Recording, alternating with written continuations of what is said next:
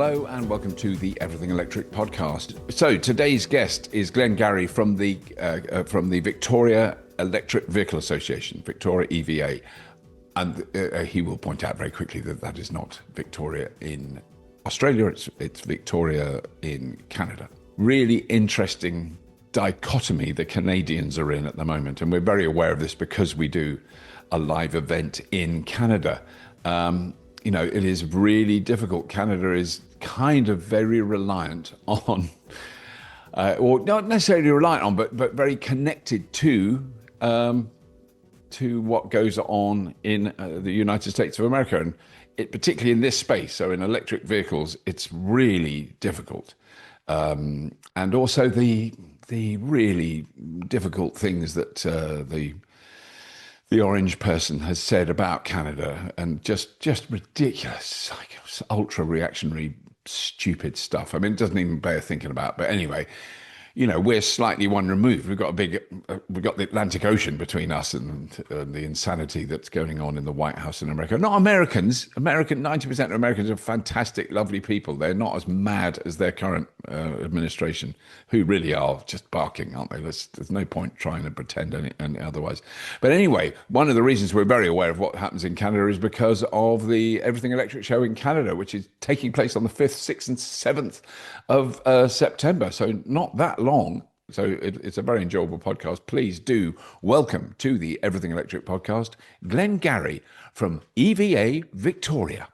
Our 3 free YouTube channels on EVs and clean tech are funded by our fun-packed test drive-tastic events in Farnborough, London, the Southwest, the North, Melbourne and Sydney, and next up we're in Canada for Everything Electric Vancouver. And new for UK viewers, you can now buy a battery EV and much more at everythingelectric.store. Now, back to the episode. Okay, I'm going to be absolutely transparent about it with our viewers. Glenn, I'm going to thank you, as I always do, for your time to make this podcast. I think it's only fair that we explain that we've already done it, about half of it, and the whole thing collapsed in a heap of animal poo, and we're now back. We're going to try a different method. But thank you, seriously, for putting up with all this. It's really frustrating. Can you just explain, because now you've got your backdrop with the Victoria EV Association, can you explain, one, that you're not Australian? I don't know, Mike. Yeah. And then 2, where you are and what the EV Association is doing and its drive and its thing, because it's really, this is so, I've heard it before, but I'm still excited to hear it again. Right. Victoria Electric Vehicle Association from Victoria, British Columbia, on the far left coast of Canada, 6,700 kilometers away from the furthest other edge of Canada in St. John's, Newfoundland. Yeah. We have about 3,800 members in British Columbia, across North America, and a couple other spots around the world. We try to be the most active EV association around. We do things for our members, of course. We do public engagement. We also do government engagement. At all 3 levels in Canada, municipal, provincial, and federal. And we are with, in this province, 11 other EV associations who are here to help accelerate the change to sustainable energy. Right. And as well as the other 28 associations across Canada. Oh, and I didn't mention this before, so good thing we did this. Oh, good. We're also a member of the Global Electric Vehicle Association, Right. which everybody who has an EV should join, because then you can see what's happening in other countries. Yeah. And we see this in Canada. We see, groups that are in, say, Saskatchewan. They're dealing with issues that we dealt with 5 or 6 years ago. Right. They're dealing with that. That's our reality today, and we could say, oh, okay, well, here's how we fix that. Here's how we got around and made things better. So that's what we do. We're pro bono. we have one paid employee, and her whole job is to keep us online technically. Really. Right. Yeah. Yeah. A lot of people doing this as a labor of love. Yeah. Sure. I think the important thing that you told me before is really interesting is your advocacy. So you're meeting together to come up with, the best solutions that people who drive EVs that have that daily experience of using them. What would be the most useful thing for me to have? It would be a charger on the way to see my grandmother or whatever. That sort of hands-on, feet on the ground experience. And we do that for, like I say, at all three levels, because the people who are in governance at all three levels, they want to do a good job. Chances are they don't know much about electric vehicles or the whole ecosystem that EVs exist in. They may not know how great they are for the environment, for their health, for citizens' pocketbooks, all those issues that politicians care about, right? So we've come in and, working at city hall level sort of thing, hey, what are you doing to improve your vehicle emissions? What are you doing to make sure that new build housing has EV charging in it? Because the best place to charge is where you live. Yeah. That'll take up more than 90% of all your charging needs. Going to the provincial level, we, along with 11 other EV associations in this province, have the last two provincial elections given a list of 10 EV-friendly policies that went out to every political party, every candidate running, and then after the election, everybody who got a seat, they got a follow-up, right? Right. So if they're standing up in the House of Commons or in the legislature or wherever, and they want something that they can propose or perhaps beat the government with, they have something that they know people care about. Right. And we've done that now at the last federal election as well, for the 29 organizations that run across our country. So Canada is 42 million people. We have about 1 million EVs on the road now. Right. Oh, seriously, I didn't realize it was that. I'm very impressed. Wow, that's a lot. Over 200,000 in this province alone. Right. EV associations, the people in them, they do have a part to play. It shouldn't just be the oil and gas industry and the legacy internal combustion engine world who are in the media trying to queer the pitch of the betterment for people in transportation. Yeah, yeah. I mean, I think that's an important thing because in a sense, the role you've been talking about there is kind of lobbying politicians. And No. You don't call it lobbying. Lobbyists get paid. Oh, that's true.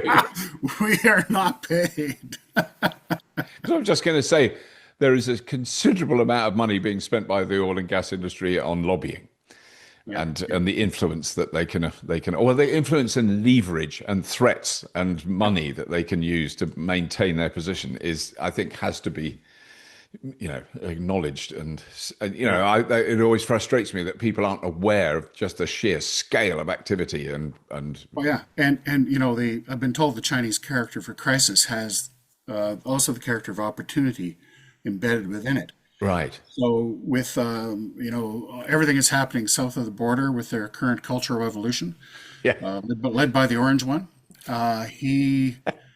they are taking this. It's a crisis, so they're making hay while the sun shines. They are talking to every politician they can.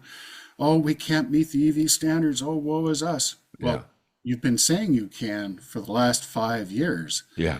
And now they haven't paid a penny in any penalties yet. But now they're saying, oh, we can't possibly do that. Yeah.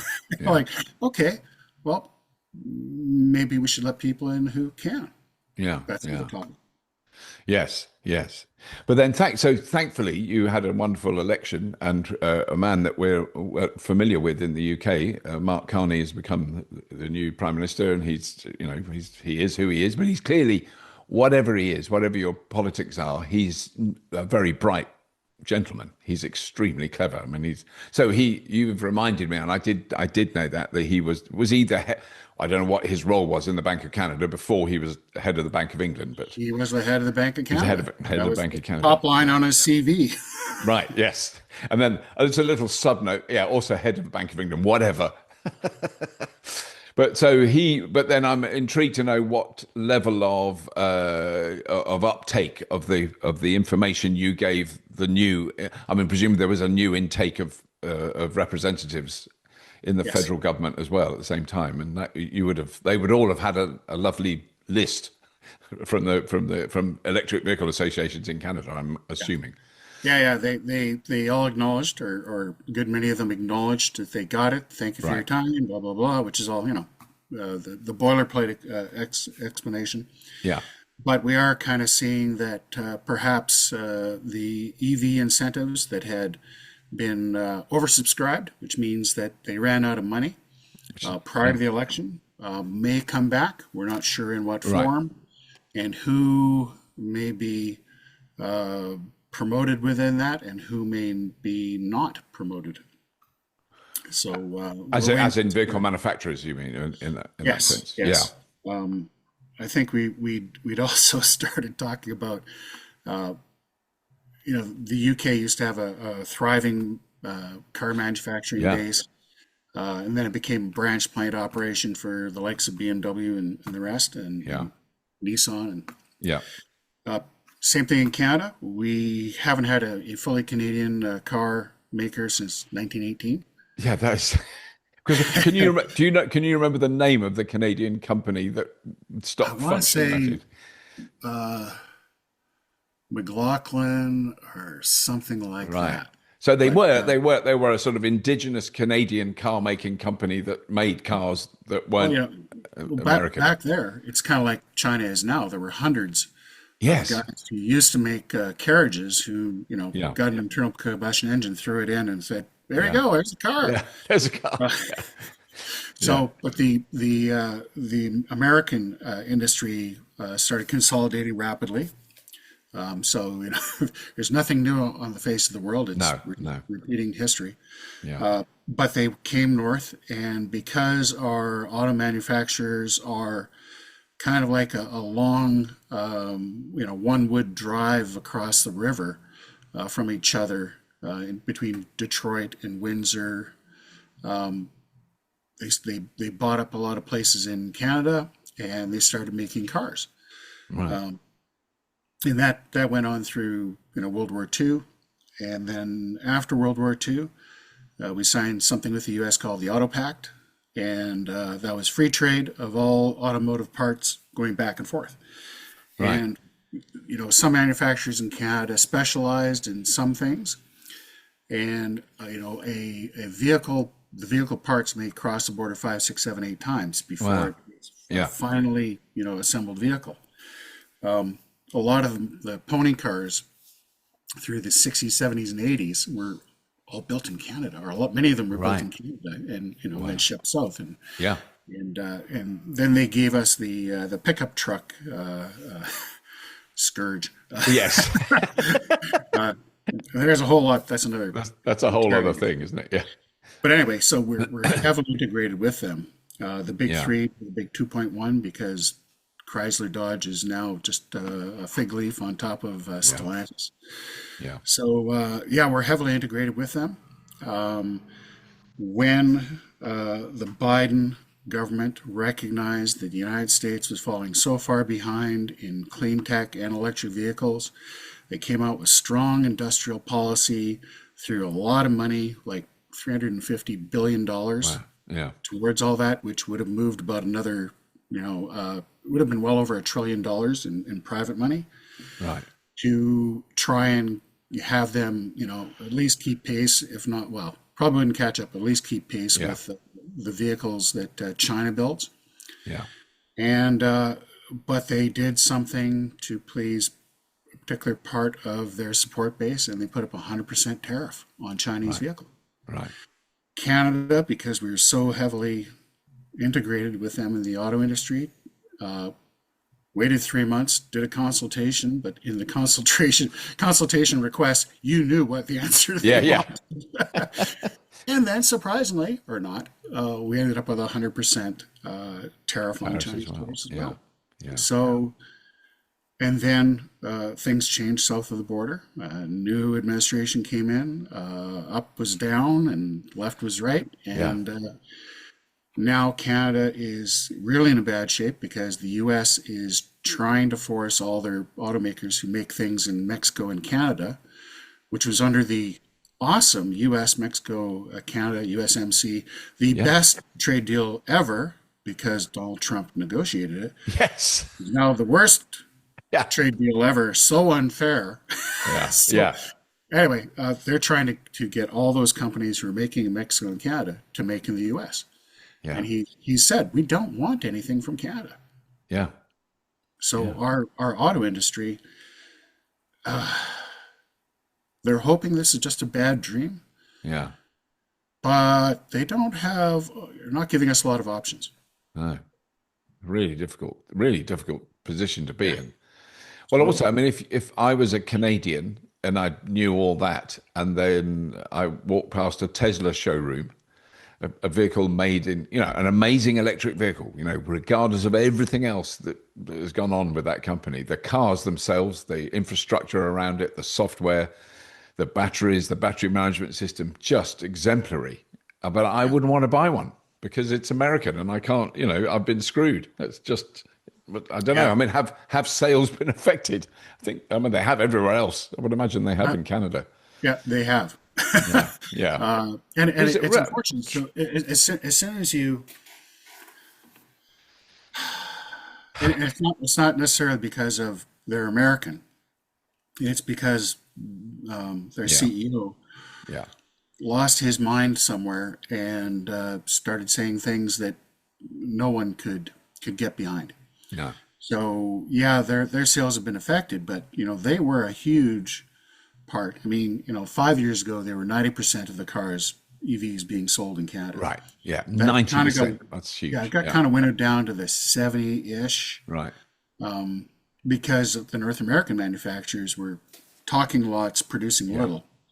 And what they did produce, they didn't support very well. They didn't put any money into direct current fast charging networks. Yeah.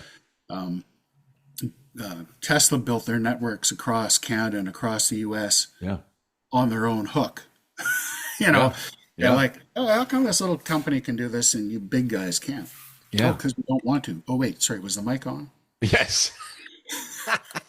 Anyway. Oh, you're right. So, Yeah. so yeah, it is hurt, and of course, again, the forces of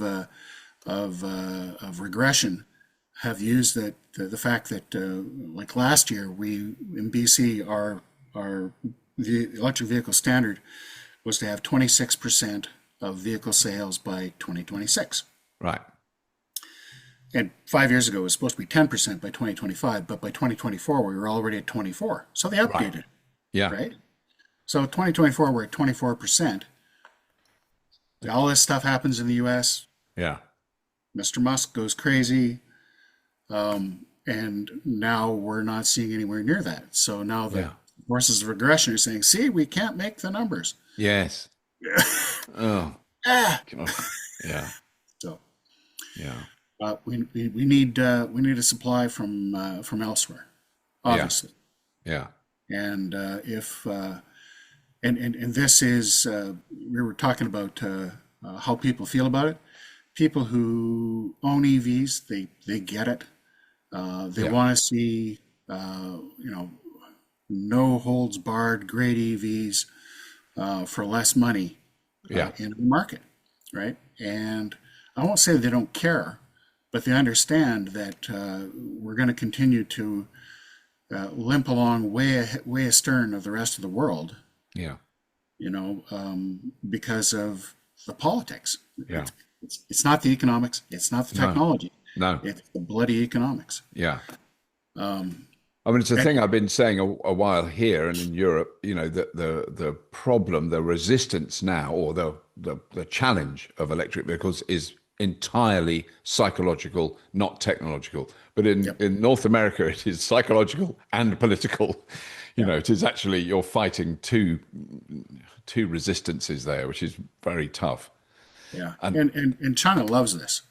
Yeah, of course. Yeah. The analogy I like using is that the North American auto industry is kind of like a wagon train heading across the bald prairie. They're all together, and then, oh my gosh, there's the natives on their horses. They're coming in from the north. Let's circle the wagons. Oh, look, we're safer in here. Yeah. But you're also not progressing. Yeah.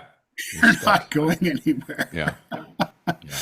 And with 100% tariffs, North America could become just a very large Cuba. Yeah. Where you have all these great old cars sitting on the road. But what is so unfair about it, talking to you, is, my affection for Canada has only increased with more visits. Is that you're sucked into that, and no one in Canada wants to be sucked into that. But how you cannot be sucked into that? That's what's really. I've thought about this a lot before I spoke to you. How on earth would you?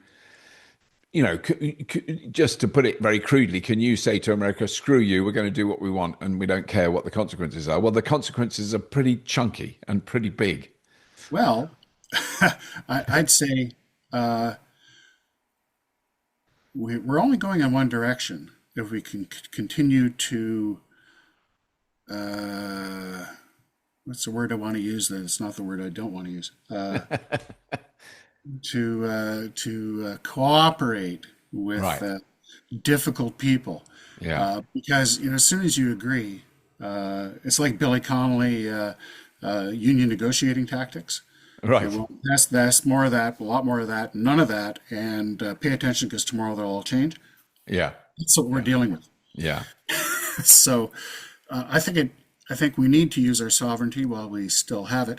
Yes. Say, we are going to open our market to European vehicles and Chinese vehicles. They have to do all the same safety stuff, and Yeah. everybody likes to say, "Oh, they can't meet the safety standards." No, they probably are better, but okay, whatever. Yeah. Let's, they meet our standards. We'll go through that.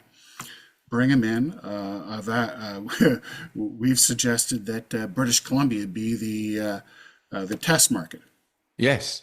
Federal government let British Try it out. Columbia bring in Chinese cars for now, See what and happens. see how all that works, and see if the people really want them, or they want to wait around for substandard North American offerings, right? Yeah. And why don't we bring in some more of the European ones that work? Well, that's the other thing. Yes. I mean, because what are the tariffs on, for instance, if you could get a Renault 5 into America, would there be very high tariffs on? I've lost, because these tariffs, I can't even tell if they're real anyway, but they're all over the place. It's very hard to follow it. I knew this at one time. I'm going to say Right. less than 10%. Right. Chinese tariffs prior to our 100% were 6.7.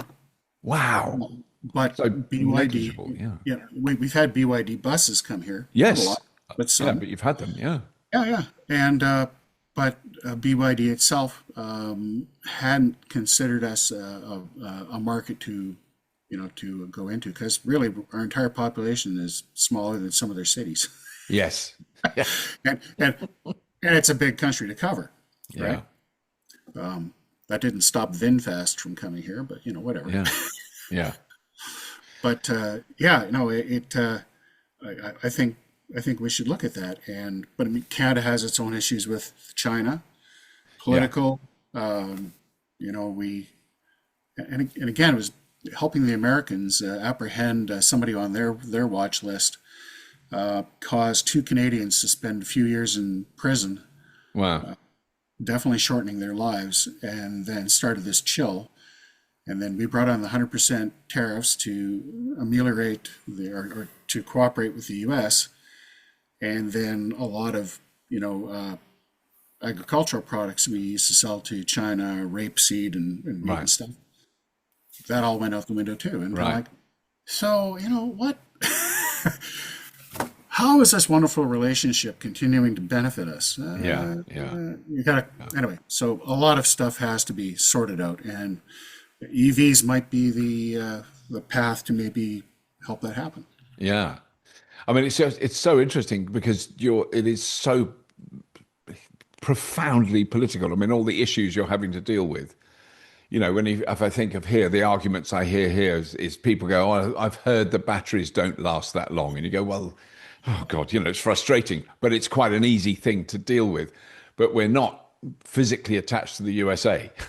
No, we can't drive into Colorado. We got, that's just it's a very big pond.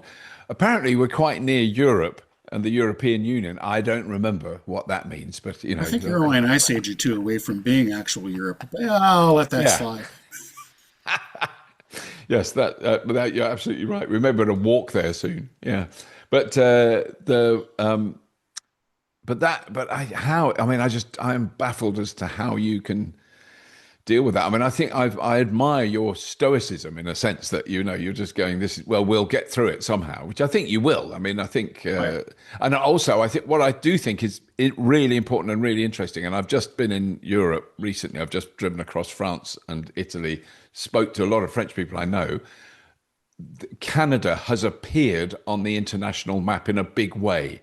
We're suddenly, I mean, I think there's been plenty of time where we've just been, we are deluged with culture from America, particularly in the UK. So we kind of it gets lost. And then every now and then you go, oh, hang on, this long list of movie stars that we all assume are American are all Canadian.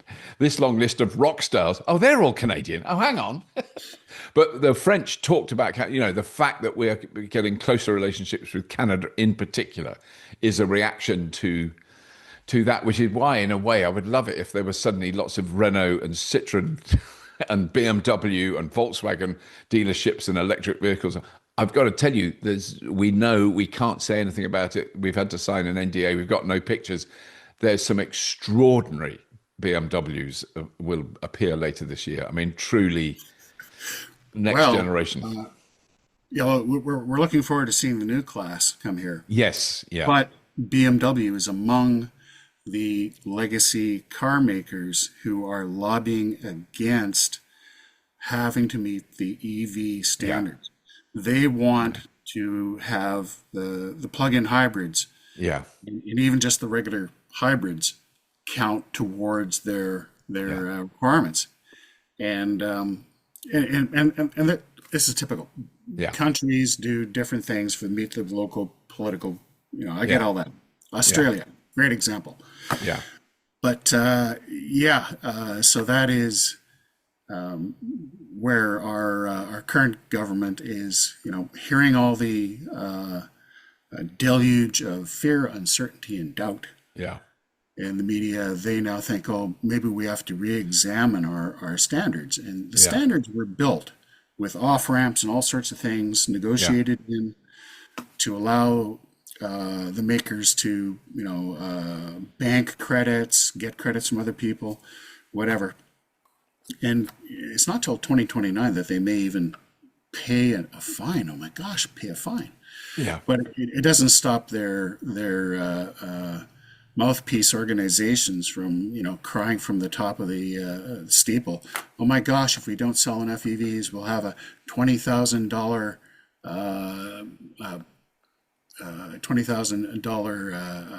tax on every ICE vehicle. Right. Yeah. No. So they're allowed to lie through their teeth. Yeah. They do pay their lobbyists. I think that's the thing. Yes. Yeah. That's the other thing. We've got 9 minutes left. Okay. But that's good. So, but that, I mean, that's happened here as well, where where the lobbying was very effective in pushing the UK government. We had the 2030 ban on the sale of new combustion vehicles, and that's been watered down. So it's now plug-in hybrids, and the whole, I now I just call them petrol hybrids. I think that's it's gasoline hybrids. That's what they are. They've got combustion engines in. International Council on Clean Transportation just finished their study. Your plug-in hybrid saves, on average, 27% of the emissions that a pure gas car does. Right. Sorry, petrol. Yes. So it's fractionally better. Yeah. And hydrogen cars are maybe 5% better. Right. Yes. Well, we've all seen dozens of those hydrogen cars. I was in a queue of them the other day. There's so many around. Yeah, it was a junkyard, right? Yeah. There's literally now, I think, 1,000 BEVs on the planet for every hydrogen car that's been built. Yeah, it's crazy. There's no argument. The fact that that's still sometimes discussed. I had a comment I saw a comment on our YouTube channel the other day. It just said, all these battery cars are all well and good, but personally, I'm waiting for hydrogen. But what's great now is there was a time when I might have responded to that. Was there were thousands of comments. Well, you'll be waiting a long time, sunshine. It's kind of yeah. Good luck with that. But We could have a movie about that. Waiting for hydrogen. yes, that's a good idea. Actually, we should do that. Yeah. But the Just have the character getting older and older. yeah, yeah.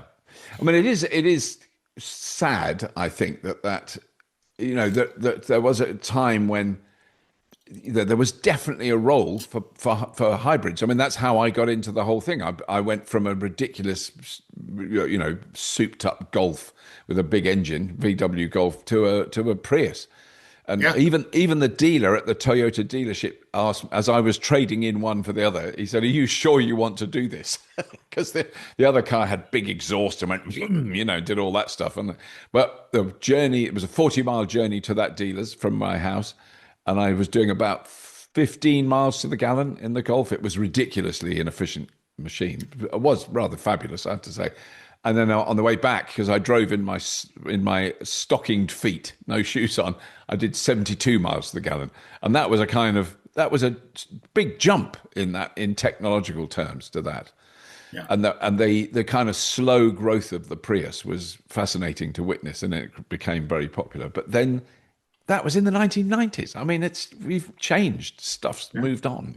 Well, even if you took a 2015 Toyota Mirai hydrogen car, Yeah. 2015 Toyota Prius, because the hydrogen car is being run from steam methane reformation of of methane, not Yeah. natural. Not natural gas, methane gas. Yeah. They are neck and neck for emissions. Wow. Wow. That's incredible. Yeah, big improvement. Yeah. Yeah, and it was twice the price of the hydrogen was twice the price of the Prius. And also, I mean, the actual cost of buying a Mirai was staggering. I mean, I don't know what it was. They're very expensive. It was 72,000 here. Right. Yeah. So not a cheap car. you But get anyway, your that's. Prius. But I mean, that's the thing is that that it feels like the legislation is behind the technical reality. Again, it's psychology and politics are behind the technology. I mean, there's In British Columbia here, our previous ministers in the ministry that's responsible for this and the previous bureaucrats, they took the attitude that they wanted to lead. So the regulations came in, they were progressive, they led, they said, hey, here's the on-ramps for EVs, here's the off-ramps for petrol and diesel. You've got lots of time, work it out. Yeah. Right? Yeah, and really world-leading sort of legislation, Right. and we're now encouraging them to not back off. Don't let the kids at the bottom of the class who are failing drag the class average down. Yeah. Yeah. Keep your standards, move ahead. And if they can't make it, they will pay penalties. Yeah. And we'll bring in other companies who can help. And I mean, is your general feeling from the kind of general population have a fairly positive attitude to electric vehicles? I mean, is there Yes. do you still? Because I feel it's changed here really quite dramatically. Well, yeah. I mean, Yeah. like I say, there are 200,000 EVs, over 200,000 EVs in the province. So let's say, average family is 3.5. Yeah. So, about 700,000 people living this all the time, and they have friends and neighbors. Yeah. Yeah. The neighborhood I live in wasn't here 12 years ago. Mine was the first EV on the road. Right. There's probably 20 or 30 in just within 100 yards of me right now. Right. We had the first solar. There's now a dozen more Right. Yeah. on our place. So, people, we saw this with A, getting a television, Yes. B, getting a color television. Yes. With someone who is like you, does those things and has a positive reaction to it, Yeah. then you're more likely to say, "Oh, okay, I can see me in that." Yeah. Yeah. No, you're right. Yeah, no, it's a very similar experience here, and actually, interestingly, in Australia, that there probably would have been there certainly has been, and there is to a certain extent, a massive resistance to anything that isn't a man's car. There's some Australian men that are a little bit reliant on their combustion engines to fulfill their full masculinity or whatever.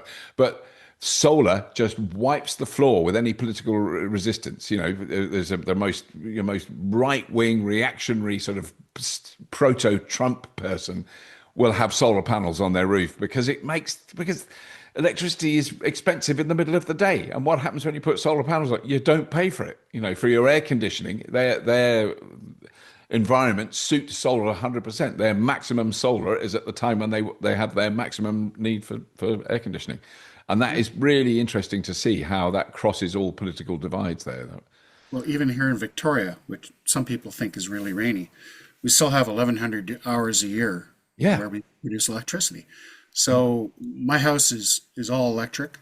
I have an EV, and I make 90% of the electricity I use each year from my solar panels on my roof. Now, I'm net metering, so when I make an excess, 6 months of the year, the excess goes to BC Hydro. Right. They hold it for me. When I need it in the winter, I get it back. There's no exchange of money or anything, just one for one. Right. Wow. Oh, wow. That is brilliant. Yeah. BC Hydro, I don't want to be too sycophantic, but BC Hydro, pretty amazing. They're getting some challenges too. I'm sure. Yeah. Because absolutely. there's other places in North America where, you have solar and you're not buying as much from us, so we're going to charge you more, or we're going to make it fair for everyone. And so there's some stuff burbling along in the background about that. About you make your solar in the summer, they're going to devalue that. Yeah. So and we're talking to the BC Utility Commission saying, we've got a good thing here. You need more energy. Do not prune it by having bad policy. Yeah. Glenn, this has been, look, you've got to do this again. I'm hoping you can get to the show in Vancouver in a few weeks' time. I'll be there on Saturday. Great stuff. Because you guys have Tell the World Now, a worldwide announcement. Yes. At Everything Electric Vancouver, there's the Ask an Owner booth. Yes. Great stuff. So you will be able to go and stand in front of somebody who's not trying to sell you a car, isn't from corporate. He's another owner who can tell you all the dirty ins and outs. Yeah. It'll still be very, very positive, but that's what we're going to be there for. It'll be real. Thank you so much. We're going to get cut off any second, but that's fantastic, then. Thank you so much for persevering. Thank you. Yeah. I really hope you enjoyed that. It was a struggle, admittedly, and a little bit shorter than I would have liked, but we covered the main topics I wanted to cover.